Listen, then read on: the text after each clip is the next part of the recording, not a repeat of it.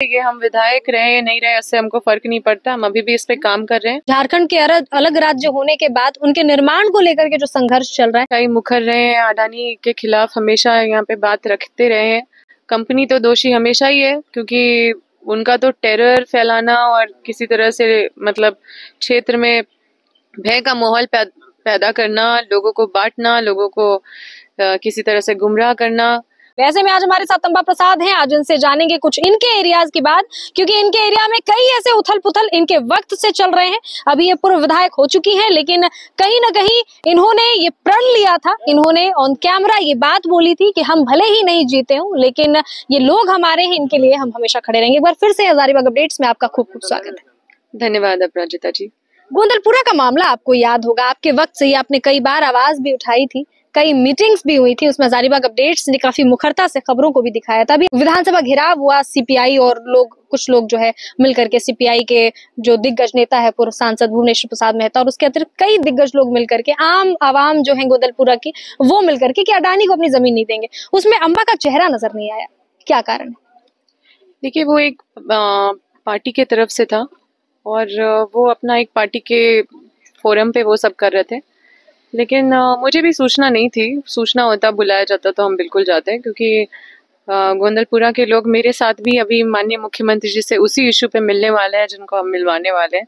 तो इशू तो वही है और हमेशा ही मुखर रहे हैं, अडानी के खिलाफ हमेशा यहाँ पे बात रखते रहे हैं और गोंदलपुरा के लोगों को विश्वास भी हम पे बहुत, मतलब they have full trust on me.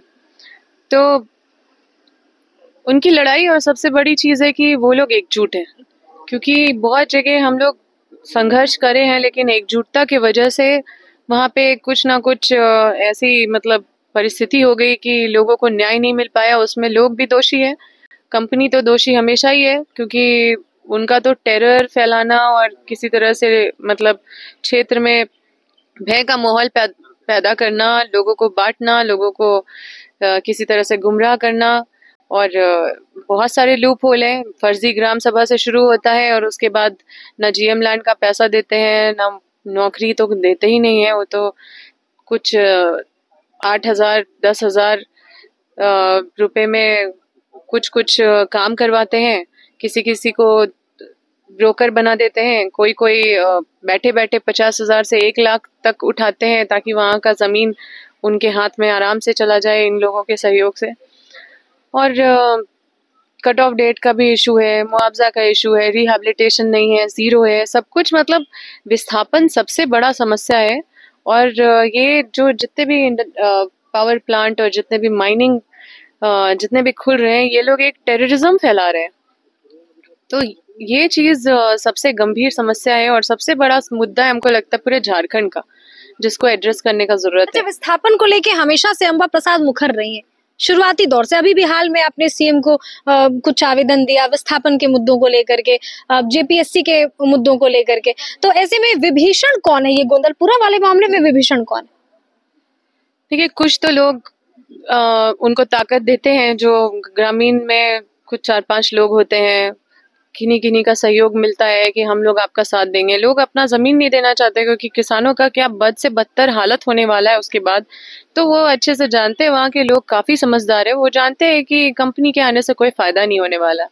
आप देखिए ना, यहाँ से लोगों को हटा के ये लोग डिस्ट्रेस में मतलब चले जाते हैं। ये लोग दुखी से, मतलब हमारे अगर बच्चे या हमारे लोग अगर इसरो में जाएं बाहर, तो हम लोग के लिए खुशी का बात है। अगर पायलट बन जाए और बाहर जाए तो अलग बात है। अगर इंजीनियर बन जाए, डॉक्टर बन जाए, बाहर में कोई हॉस्पिटल खोल के अगर वो बाहर जाए तो अच्छी बात है।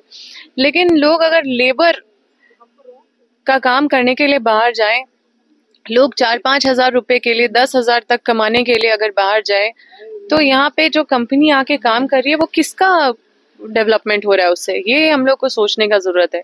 और हम हमेशा ये विस्थापन का मुद्दा हमेशा विधानसभा में उठाए हैं और इस पे कोई मेरा पूर्ण विराम नहीं लगने वाला है। ये हम विधायक रहे या नहीं रहे, उससे हमको फर्क नहीं पड़ता। हम अभी भी इस पे काम कर रहे हैं, बहुत जल्द इस पे बड़ा कुछ तैयारी कर रहे हैं और इसको बड़े प्लेटफॉर्म पे ले जाने का प्लान है और ये मेरा चल रहा है काम इस पे। अच्छा, सरकार तो हमेशा से आपकी ही रही, तो इस तरह के मुद्दे जब आप उठाए या विस्थापन के मुद्दे उठाए हो या फिर इस तरह के कोई भी ऐसे मुद्दे जो झारखंड के अलग राज्य होने के बाद उनके निर्माण को लेकर के जो संघर्ष चल रहा है, तो फिर भी क्यों नहीं वो धरातल पर उतर पाया?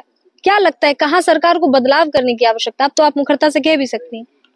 नहीं, अब तो क्या, हम पहले भी कहते थे, ऐसा क्यों है? अब तो सबसे बड़ा चीज तो ये है कि जिस जगह पे लोग बैठे हुए हैं वहां पे हम नहीं बैठे हुए हैं, और वहां पे चीजों को वही लोग जानते हैं जो उस जगह पे उस सिस्टम में बैठे हुए हैं कि लोगों को न्याय क्यों नहीं मिल पा रहा है। क्या ये केंद्र सरकार की कंपनी, एक तो केंद्र सरकार की कंपनी है जिसको डिनाई नहीं कर सकता कोई, और वो सारा नोटिफिकेशन लेके केंद्र सरकार से ही आता है, सारा सेंट्रल गवर्नमेंट का ही नोटिफिकेशन रहता है, उनके नोटिफिकेशन रहते हैं, और जो डीसी एसपी आईएएस आईपीएस रहते हैं वो ज़्यादा सेंटर से डरते हैं। तो जो भी सेंट्रल कंपनी रहती है उसके मतलब एक इशारे पे वो लोग खड़े रहते हैं। तो कहीं ना कहीं उनका जो झुकाव वो आजकल जो देखने को मिलता है कि वो ज़्यादा कंपनी के ऑर्डर्स को में रहता है।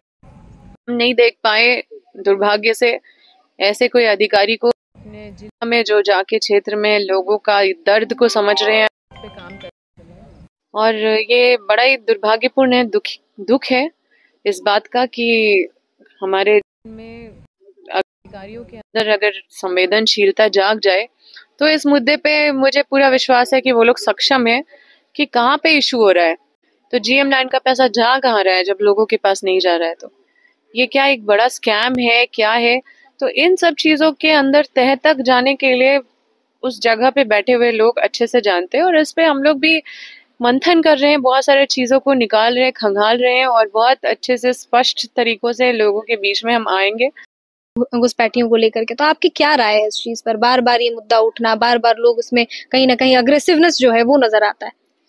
देखिए, हम तो बंगाल के प्रभारी भी हैं, इंचार्ज है, तो अब क्योंकि बंगाल को समझ रहे हैं, और मुझे लगता है कि जो कई साल बाद जो हम लोग सोचेंगे वो आज बंगाल के लोग सोचते हैं, काफी आगे है सोच को लेके, और वहाँ पे काफी हाईली इंटेलेक्चुअल लोग रहते हैं। तो उन लोगों से डेली हर दिन हमको कुछ ना कुछ सीखने को मिलता है। हमको लगता है कि ये नियति है जो मतलब ये सजावट बनावट जो मेरे लाइफ में हो रहा है, यहाँ से उधर उधर से इधर, तो कुछ ना कुछ एक रास्ता, रोड मैप ये नियति ने बना रखा है मेरे लिए।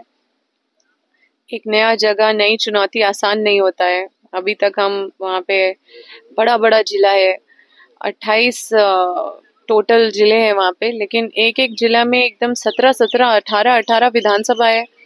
बहुत बड़ा बड़ा एरिया है और बहुत खूबसूरत है।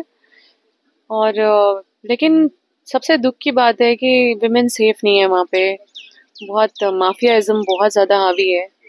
आप जैसे बांग्लादेश घुसपैठ का बात किए, वहाँ पे अगर आप चिकन नेक होता है बंगाल का, अगर आप मैप देखेंगे तो बॉर्डर में एक चिकन नेक है सिलीगुड़ी, तो आप उधर से देखेंगे कि पूरा एकदम वहां से आना जाना, बांग्लादेश के लोग भी आ रहे हैं, और मतलब जो भी है मतलब उधर पूरा ओपन है।